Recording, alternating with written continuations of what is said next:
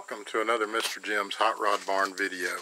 Today I'm going to be doing some air conditioning repair on a 2002 Ford Taurus. This is my daughter's car, and the AC compressor, the clutch just came apart on it the other day. She pulled in driveway and everything was rattling, the belt was coming apart, you know, all that good fun stuff. But anyway, I did manage to get the old compressor off, which was not actually an easy task because the heads of the bolts were stripped on it, where somebody else had been wrenching on it for a while. But the clutch assembly here is just wore out, so we decided to just go ahead and get the whole compressor kit. Got it at AutoZone. Came with a new compressor, orifice tube, big assortment of the O-rings and spring clips, and let's see, a new accumulator dryer came with it, as well as a bottle of PAG oil. So it all came in one big crate. We had it ordered, and they sent it over to the store and picked it up. So in the process, of course, like I said, the head of the bolts were stripped. I don't know if you can see it on that one. It just completely rounded off. It took me forever to get them out. I actually had to cut this one out of the back with a Ziz wheel.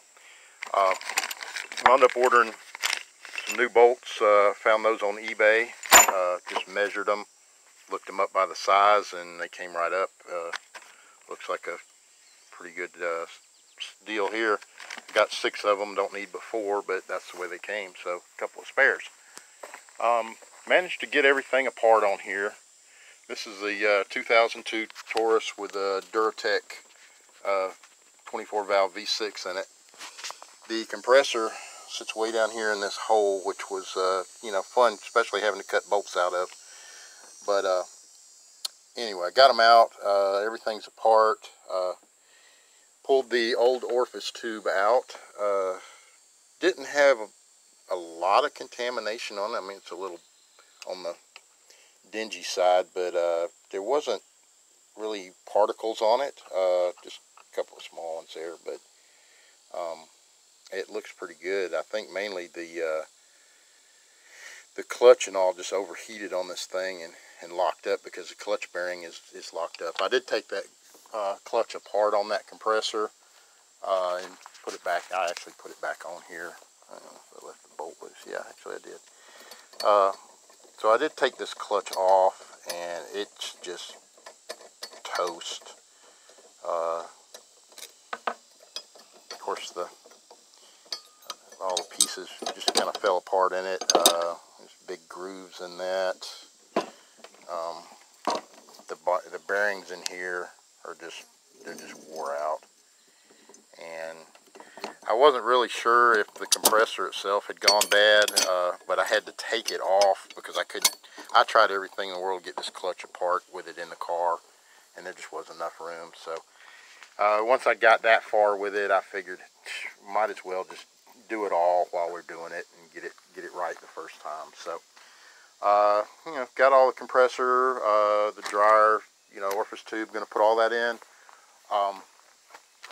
Anybody wondering, the orifice tube is in the line right here. If you look at the passenger side of the car, there's a tube right here, and that line comes out. That orifice tube just slid in there that way. And if you're wondering about direction on it, the short end, the white end in front of the O-rings goes towards the firewall, and it goes in like that. But like I said, we're going to put a new one in. I think I'll start there. Go ahead and get that in. If you've got a lot of contamination, I've heard some people say, oh, flush the condenser. And then there's some other ones say, replace the condenser.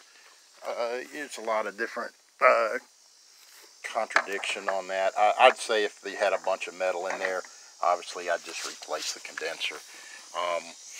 Like I said, this one, I didn't see a lot of contamination in the system. It was, like I said, mainly the clutch assembly that went out. I'm not sure if the compressor just locked up and burnt the clutch up, or really what happened. But I'm gonna just put it back together with the new components, and we'll try to charge it up and keep our fingers crossed that everything's gonna work out all right on this thing. But like I said, we should be in good shape. I mean, I wasn't too concerned once I pulled this out and noticed that I can definitely just see light through that orifice tube. It's clear. You know, I mean, I expect a little bit of junk. This car's got 220,000 miles on it, so who knows. But you know, obviously somebody had changed the compressor or something at one time, or took it off anyway, because they had really done a number on these bolts, and you know, that was not fun. So I'm gonna get everything kind of together. Let's see, we'll go ahead and put some oil in this compressor. It's claiming it has 3 ounces of oil in it, and the system called for a total of 7. So I'm going to try to put like an ounce or so of oil in that, and I'm going to put a couple of ounces in this accumulator and go with it there, because I'm just trying to get it back together and try to get it back working.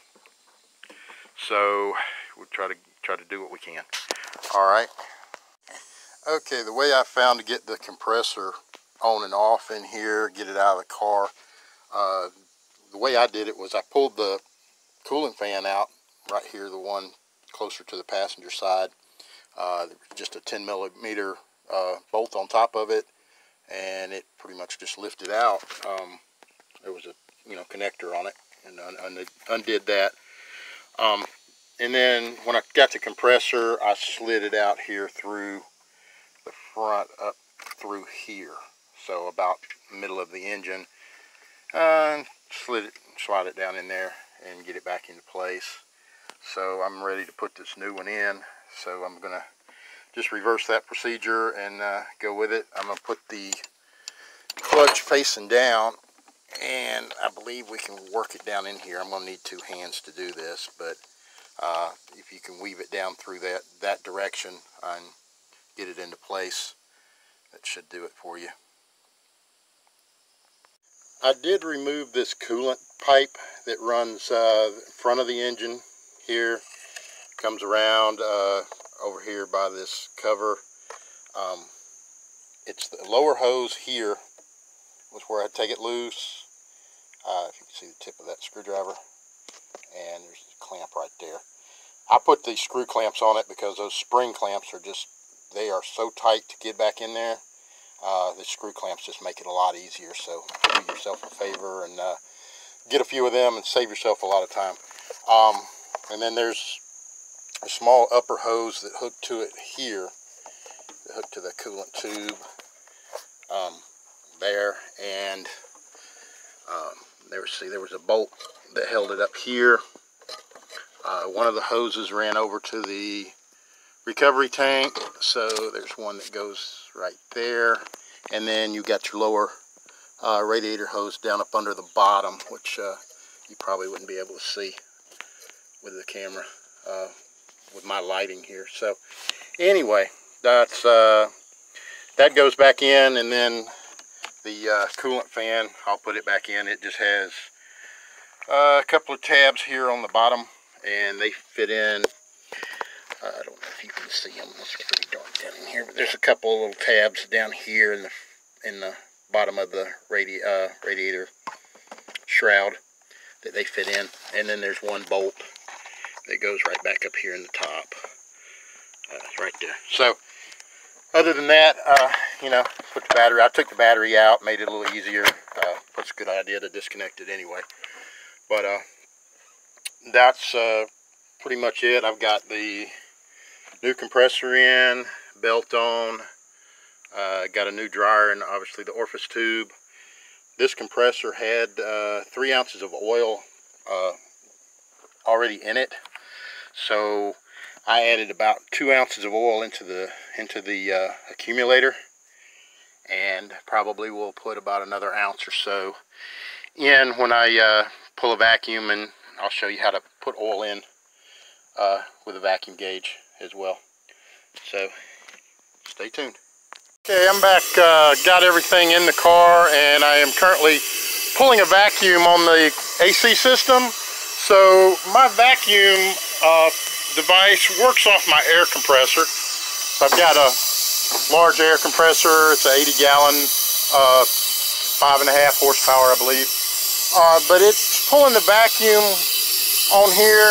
I've got this Robin air vac, and you just hook it up to your air compressor on one side, hook the other side, the red hose here runs into the center of your gauge. Got the blue hose here going over to the low side back here towards the evaporator, and just turned it on. We're currently pulling the vacuum down. Here's your zero, your pressures. Once you get on this side, you're pulling down a vacuum. So we're sitting about 28 inches of vacuum, which is what we want, but you need to leave it on there for probably about a good 25-30 minutes. Let it pull a good vacuum, and then make sure it holds for a while before you charge it up. Other than that, you know, we just let it pull that vacuum for a little while, and then we'll get on to checking it and adding the Freon. Okay, once your system has a good vacuum on it, we pulled down a little below 20 inches. I like to get it down a little more, but I think today, with the fact the humidity is horrible here, we didn't do too bad. So it seems to be holding. I've had it shut off for a little while, and our vacuum's holding steady. So we're ready to start charging. Now what I do, if you want to add a little oil to the system, about an ounce or so, whatever you want to add, I pour it in a small cup, and just put a little more in it than you actually plan on using, because what you're going to do is, once you take your line loose, you just put your line into the cup, down in there, and then what you want to do is just slightly crack that valve and watch your oil. You don't want to drain it below the pickup in there, because you'll start pulling air. But if you just want to crack it real quick, it'll suck a little bit of that oil up in the line and get it in the system. So I'm going to do that, and then we'll get on with the refrigerant and get it charged. Alright, I drained my cup down a little more than half of what I'd filled in there. So, you know, there's just a little bit in the bottom, if you can see. So we're done with the oil. Got that oil charge in there. I put my can in my tap here. Depending on which set, how yours is set up, some of them tap through the top here. Mine happens to pinch the can, pierce a hole in the side of it. You know, they're different. So just whatever you've got, you know, probably just look at instructions on how to set it up. I guess best thing I can tell you there, because there's several different models. This is actually quite old. It actually has a port for one of these ports is for R12, and one of them is for 134. I think actually I've got the R12 hose hooked to it, because this was a universal gauge set, and I've had this set for, oh gosh, I don't know, probably 25 years. I don't know, maybe a little more than that. But anyway, it does do both. It's still a good set. Quarter turn on the knobs on this one, and your Freon charge goes in. So I've got it set. Actually got a shut off right here too. I'm going to open this one up, and then we're going to go up here and just open our gauge up. Engine shut off. So we're just going to start the charge here, and there it goes. You see the gauge jump up, letting a little bit of that Freon in, and we'll see how much of it tends to go in there before we crank it up. Just get a little bit of charge going in there. And it takes a little time, and then too, once you crank the engine up, they kick the compressor on. Sometimes you have to jump the switch out over here to get it to kick in to start with. We'll see what happens on that. It's looks like some Freon's going in there, so we'll let it pull out of this can a little, and we'll go on in there and start the car and kick it on. Let's see what we get.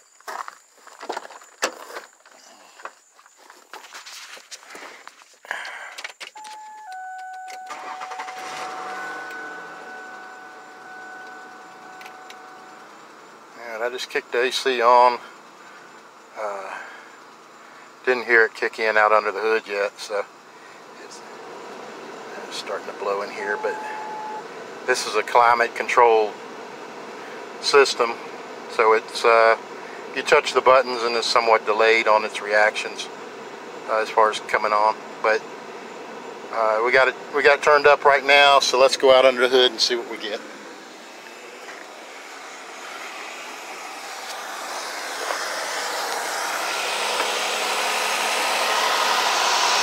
Yeah, our compressor's not kicking in yet. See if we just got low on Freon. What we may have to do here is jump this pressure switch.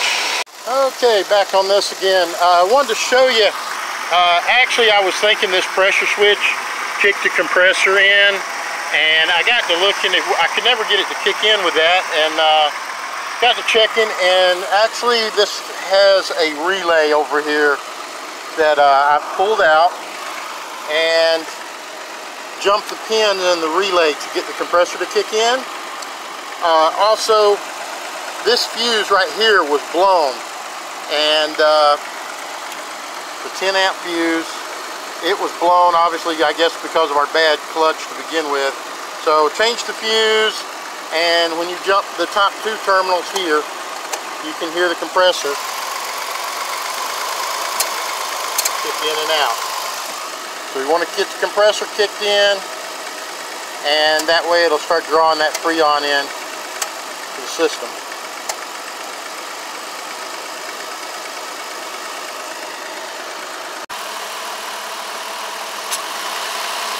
That's what you want to see. You want to see it pull down around 30 pounds and then kick back up, and it'll slowly pull it down to around 30 pounds or so and then kick back.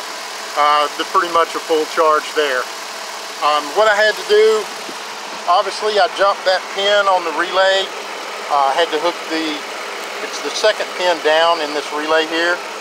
I had to hook it straight to the hot side of the battery to get it to start working. That way it cut the compressor on to pull the Freon in. Once I got it charged up where I thought it was, I actually had to go inside and switch the panel back off.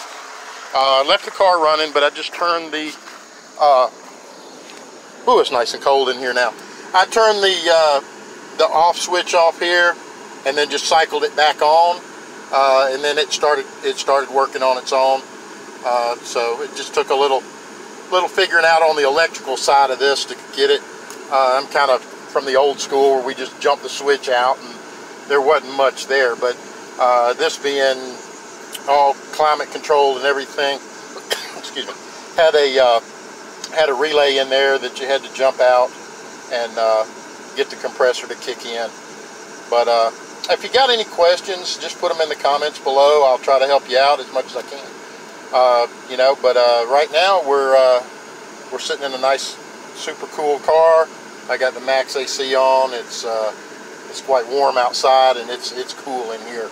So it's doing its job. So I guess till next time, we'll catch y'all later. But thanks for watching, and again, give me a thumbs up if you like the video. Leave any comments below. Thanks again.